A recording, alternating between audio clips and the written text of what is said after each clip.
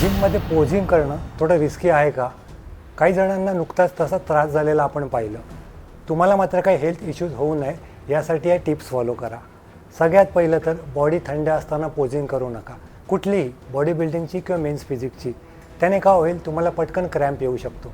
Body थंड म्हणजे सकाळी सकाळी उठल्या उठल्या किंवा कुठेही हॉटेलमध्ये वगैरे मिरर बघितल्यावर असं वाटतं पोझिंग करावी, किंवा जिममध्ये गेल्या गेल्या पोझिंग करू नका. कारण तुम्ही जर पोज कराल तर मसल कॉन्ट्रॅक्ट होतील आणि त्याला ते सहन होणार नाही, कारण त्याचं टेम्परेचर नसतं. गोळा येईल, कदाचित 2 ते 3 दिवस तुम्हाला पुढे व्यायाम करता येणार नाही, एवढं पेन होईल. त्याच्यानंतर बॅलन्स. कुठलीही पोज करताना बॅलन्स खूप महत्त्वाचा असतो.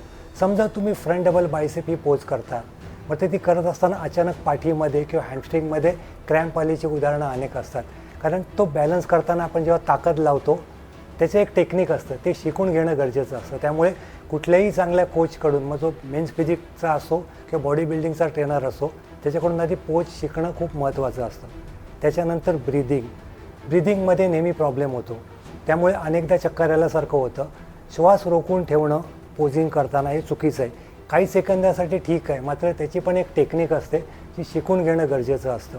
त्यामुळे पोज होल्ड करताना जर ब्रिदिंग होल्ड केली तर जो तुम्ही जोर लावताय आणि त्याच्यातच तुम्ही श्वास घेत नाही आहेत, तुमच्या ब्रेनला जर ऑक्सिजन नाही मिळाला तर अचानक चक्कर येऊन तुम्ही पडू शकता आणि अपघात होऊ शकतात. पाणी. व्यायाम करत असताना आणि व्यायाम केल्यानंतर पाणी प्या असं ते मी नेहमी म्हणत असतो. मात्र पोझिंगच्या दरम्यानसुद्धा बॉडी हायड्रेट असणं गरजेचं आहे, नाहीतर क्रॅम्प येणं, चक्कर येणं, थकवा येणं हे खूप वाढू शकतं. त्यामुळे पोझिंग करा, पोझिंग करायलाच हवी, कारण पोझिंग केल्याने आपल्याला कळतं की आपली डेव्हलपमेंट नेमकी कशी झाली.